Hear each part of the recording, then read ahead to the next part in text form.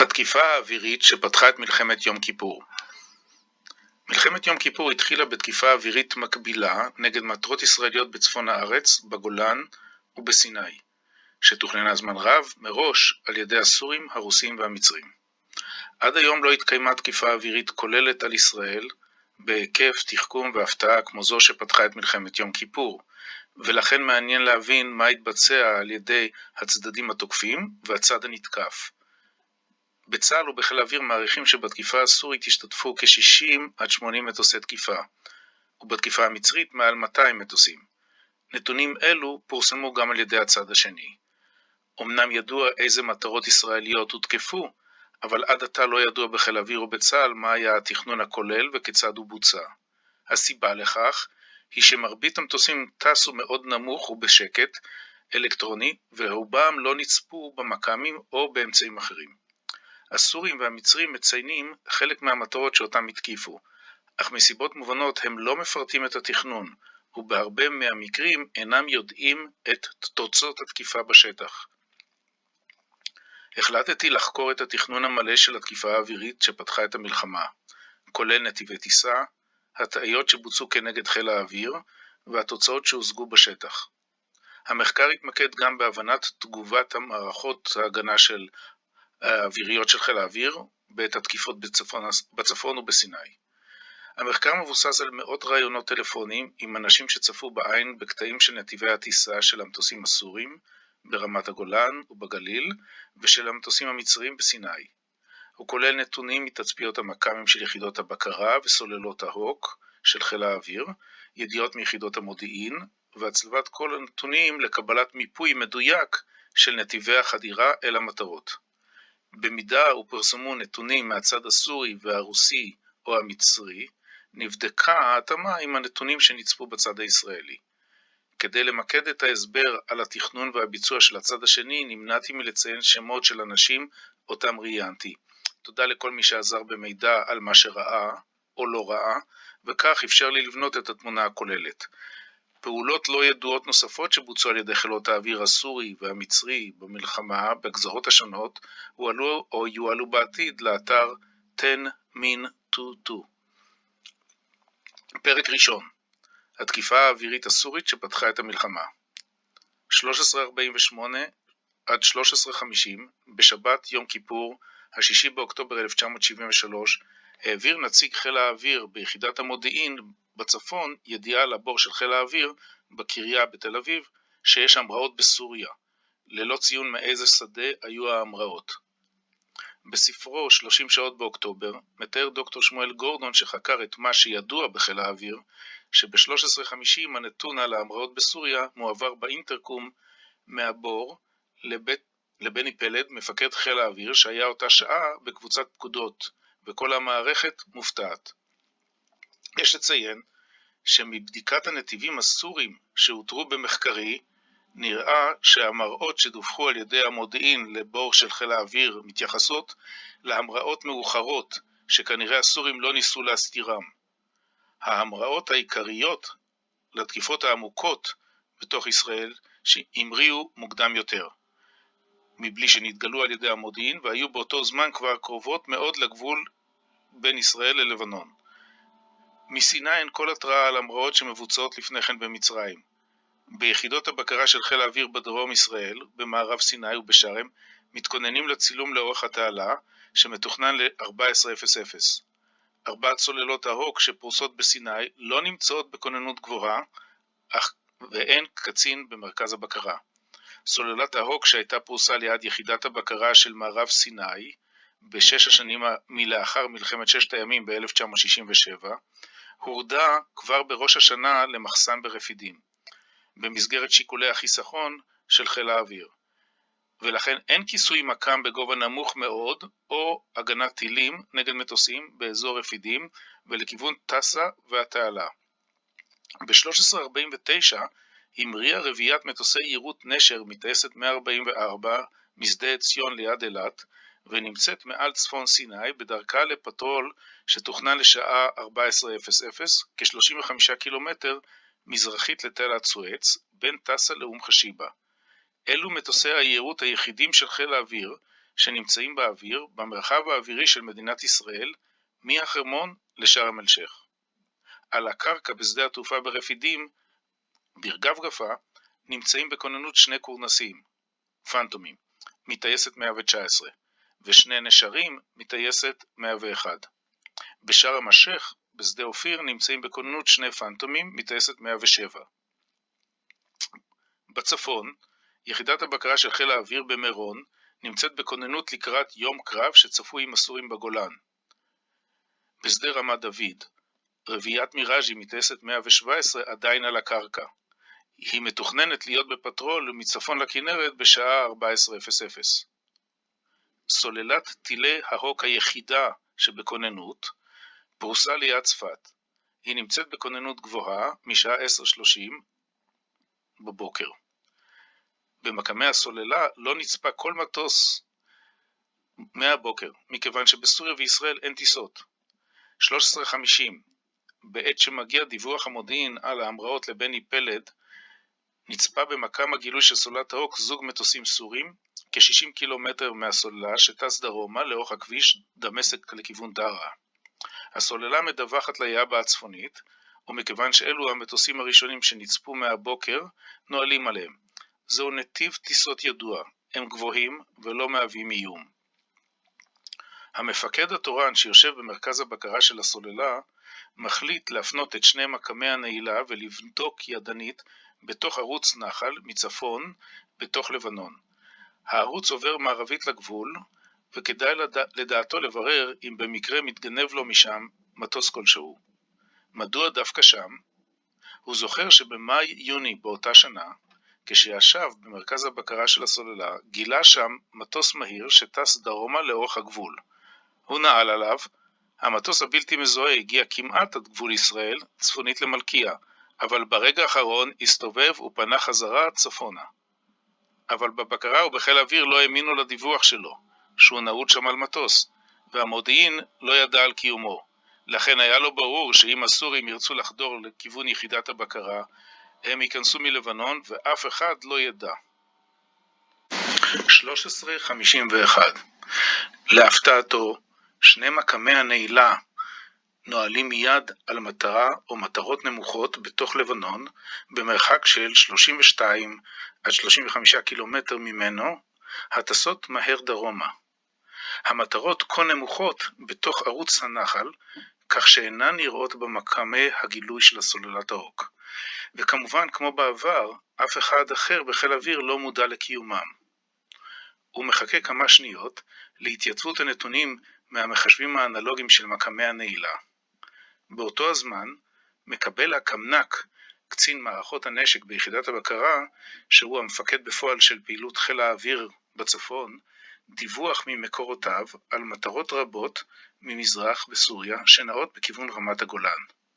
הבקר ביחידת הבקרה עולה על הקו ושואל את הבקר של ההוק בסוללה האם הוא רואה מטרות במזרח. בקר ההוק עונה לו שהוא נעול על מטרות בצפון בטווח 32 קילומטר שטסות דרומה. עוברות רק שניות בודדות ועל קו ההוק עולה הקמנ"ק ומודיע, קבל אש חופשית.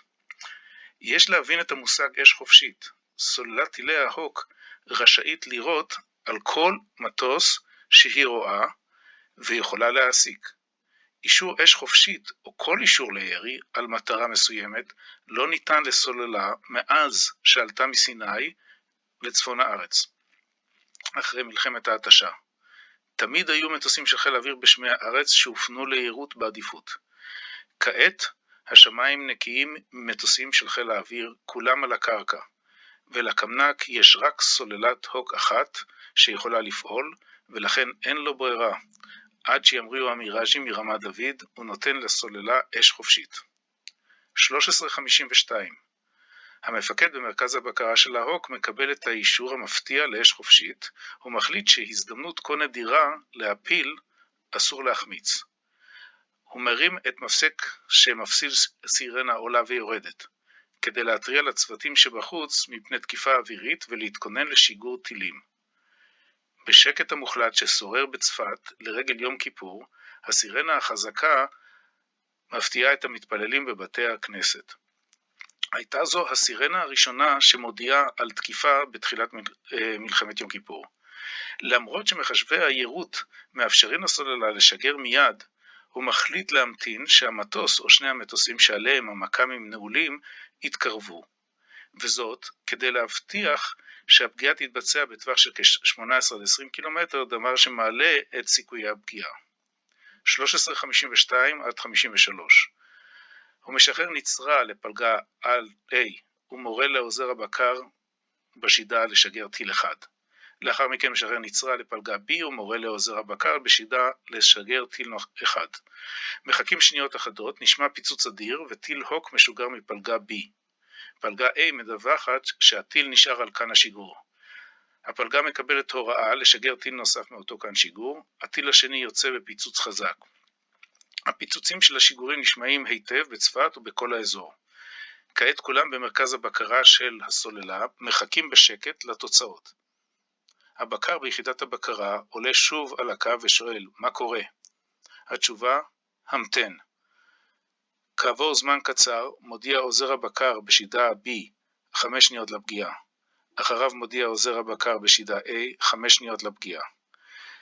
במרחק של כ-18 קילומטר מצפון לסוללה, באזור הכפר בליידה שבלבנון, ובדיוק לפי התכנון, מתקבלים חיוויי פגיעה ומקמי הנעילה מאבדים נעילה אחד אחרי השני. במכשיר קשר המוטורולה שעומד בצד נשמע מישהו שצועק, פגע בו. עד היום לא ידוע מי זה היה. אזור הפגיעה נמצא 4.5 קילומטר מצפון למלכיה, ו3 קילומטר מצפון מערב לקיבוץ יפתח. 13:53 עד 54. לפתע במקם הגילוי של ההוק מופיעים באזור הפגיעה בליפים של מטוסים רבים, שפונים מערבה ואחר כך מתרחקים צפונה. כעת מתברר לסוללה שהיה זה מבנה של כנראה 8 מטוסים שהגיע דרך לבנון, וכתוצאה מהפגיעה או הפגיעות, שאר המטוסים במבנה מתרחקים נמוך לאורך הגבול בצד הלבנוני, לכיוון קיבוץ מנרה וחוזרים לסוריה. הסוללה מדווחת שפגע במטוס אחד או שניים, מכיוון שאי אפשר לדעת אם שני המכ"מים היו נעולים על אותו המטוס, במבנה הצמוד או על שני מטוסים שונים. לאחר שנים מתברר שהייתה זאת לפחות שמיניית סוחוי 7 או סוחוי 20. 13:54. יחידת הבקרה מודיעה לסוללה, קבל אש נצורה. מהופעת זוג המטוסים שנועדו להטיה במזרח בסוריה ועד ההפלה ויציאת שאר המטוסים צפונה בלבנון חלפו פחות מ-180 שמיניות. רק מערכות עם יכולת גילוי ופעולה עצמאית שנמצאות בשטח בכוננות יכולות להגיב כה מהר. היה זה הירי הראשון וההפלה הראשונה של מלחמת יום כיפור. הירי הזה מבוצע מבלי שאף אחד ביחידת הבקרה הצפונית או בסוללת ההוק מודע שמדובר בהתחלת מלחמה. 13:54 עד 5. סוללת ההוק ממשיכה לחפש מטוסים נמוכים שאולי המשיכו וחדרו מלבנון. במקם הגילוי של הסוללה נצפים 4 מטוסים שטסים מערבה מעל רמת דלתון בתוך הגליל. הם מדווחים לבקרה. הבקרה הביאה כנראה מטוסי יירוט להגן על מירון ולכן העבירה את הסוללה לאש נצורה. כך חושבים בסוללה. יעברו כ-40 שנה עד שהתברר לאנשי הסוללה ממיפוי מסודר במחקר זה שאלו היו מטוסים סורים. מי הייתה הרביעייה הזו ומהיכן הגיעה? 13:53 עד 4. כ-8 עד 10 מטוסים סורים מדגם מיג 17 חוצים את הגבול באזור מטולה וטסים נמוך דרומה. הם נצמדים לצלע רכס ההר ממערב לכפר גלעדי וקריית שמונה. כשהם מגיעים לאזור שדה אליעזר הם מתפצלים. רביעיית מיג 17 שנושאת פצצות נפרדת מהקבוצה ופונה מערבה ועולה לרמת דלתון, שם היא מתגלה ומדווחת על ידי סוללת ההוק.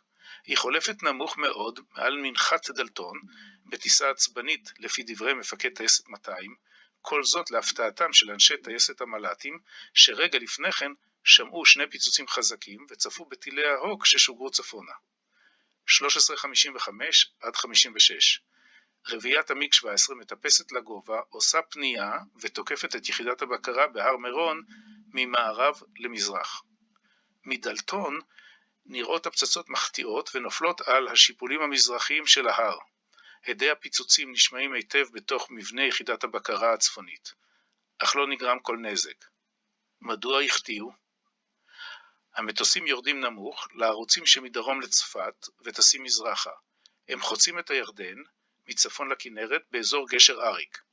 עולים לגולן בערוץ נחל דליות וחוצים מזרחה את הגבול חזרה לסוריה.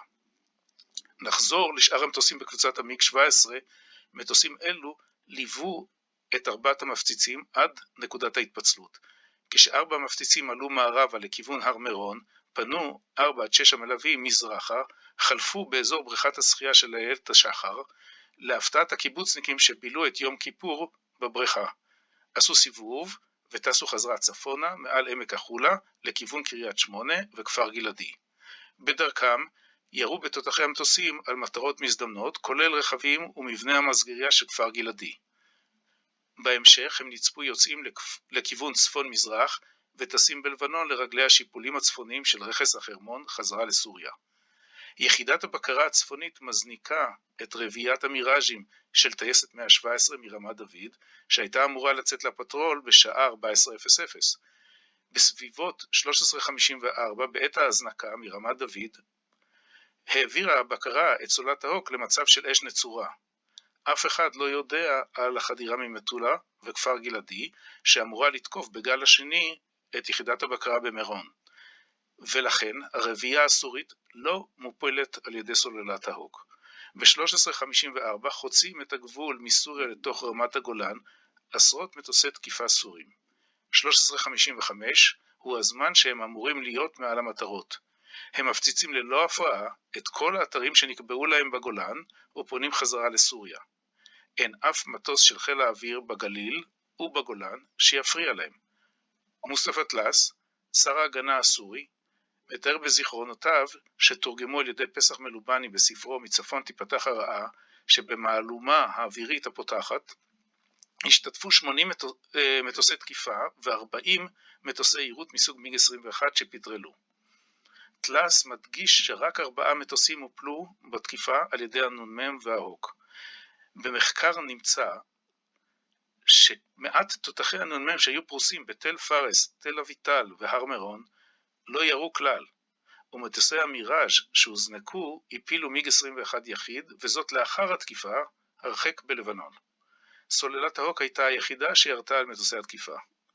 טלס כותב עוד שתחנות קרקע ומטוס לוחמה אלקטרונית אנטונוב 12B עם צוות רוסי לפי דיווח אתר רוסי, שיבשו את המקמים ואמצעי הפיקוד של טילי ההוק.